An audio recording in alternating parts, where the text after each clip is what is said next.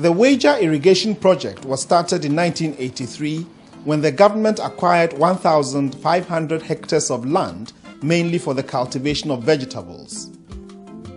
It has 2 pumping stations, 6 kilometers of canals, 220 hectares of developed land, a warehouse and 20 bungalows. The multi-million-dollar investment has not been operational for about 7 years now. With the Better Ghana agenda as a guide, the Ministry of Food and Agriculture started rehabilitating the project this year to produce more food for the people while providing jobs for people in its catchment area of Botiano, Tuba, Langma and Oshiye, among others. The farmers, encouraged by the move without any prompting from government, started preparing for the revival.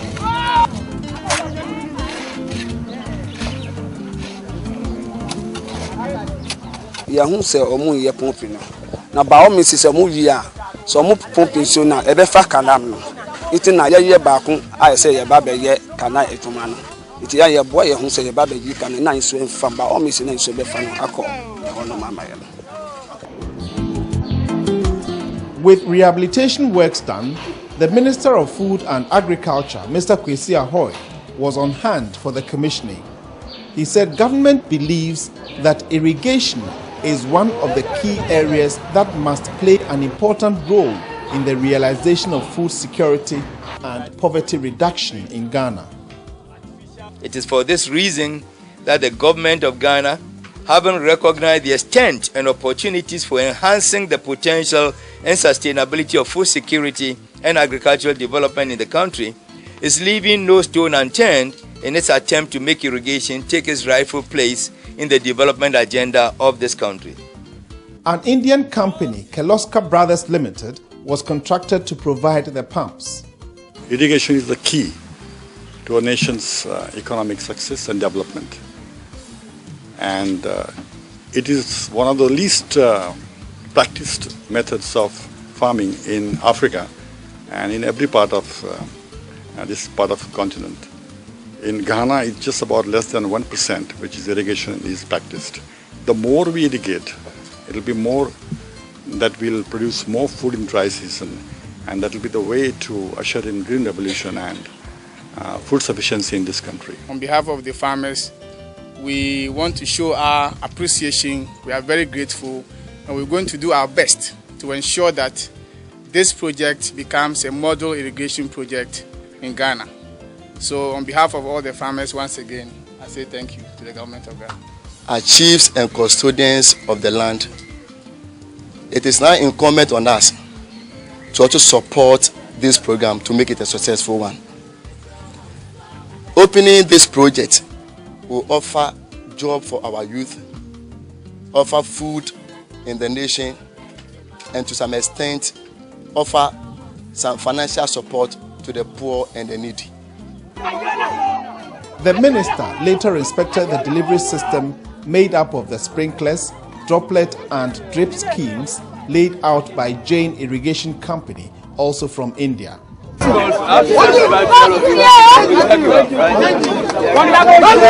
It was all excitement and a great source of hope for all, farmers, government and the people at large, for such a project to come back on stream.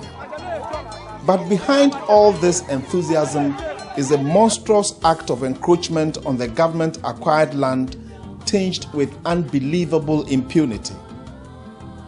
Out of a total acquired land of 1,500 hectares, 210 were developed. The remainder, meant to be developed later to cater for an ever-increasing population, is all gone. Even the little irrigated area is under an aggressive encroachment drive. They have sold all the 25 hectares here. They started here from plot 1. That day, it was a Saturday that they went there. I went there and stopped them. But they told me that Chief Ali said, this is the road. This side of the road is not irrigation land. It's out of irrigation. So they would demarcate it. I said, no way. In its place, whole estates have come up.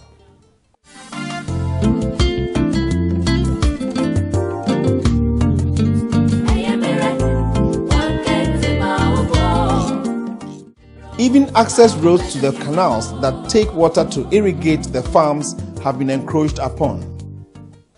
They deposit a lot of rubbish into the canal. And also, if we are to repair the canal, the position of their houses are so close to the canal that there will be no vehicular movement along there. And this house here has also blocked the access road for canal maintenance.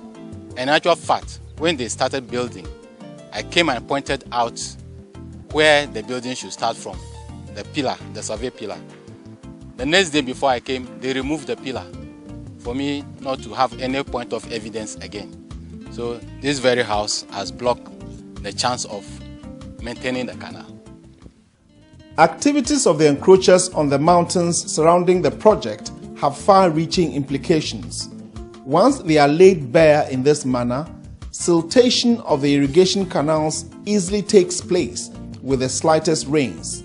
These heaps of sand attest to this.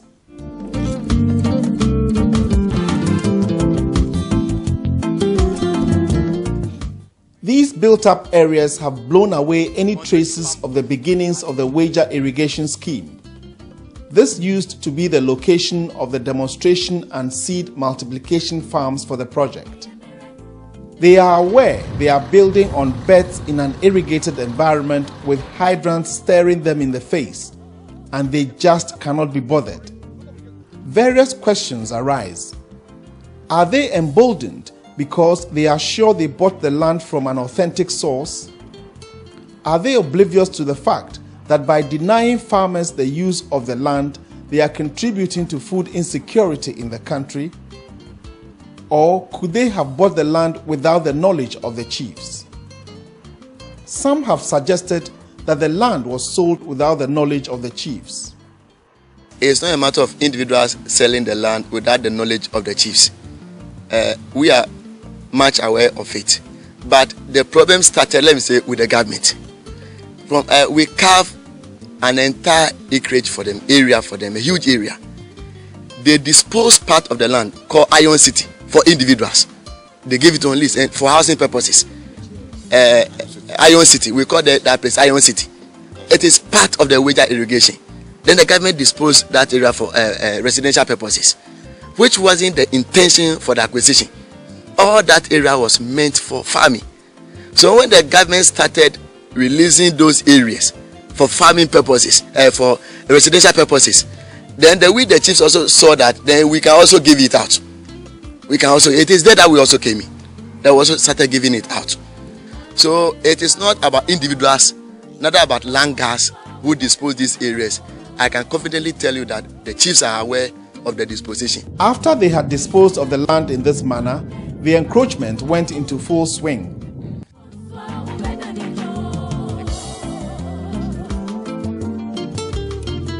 These beds on which buildings are springing up were cropped only last season, rendering the farmers jobless.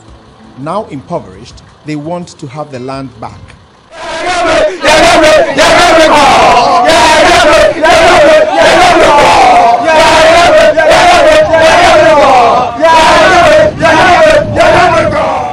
The Wager stool tries to explain their action further, saying, as custodians of the land, they find themselves in a dilemma. We don't know whether the government is still interested in continuing the project, or the government wants to leave the project in the hands of the individual farmers. But when they do that, it's like we, the stool or the family, don't benefit from the project.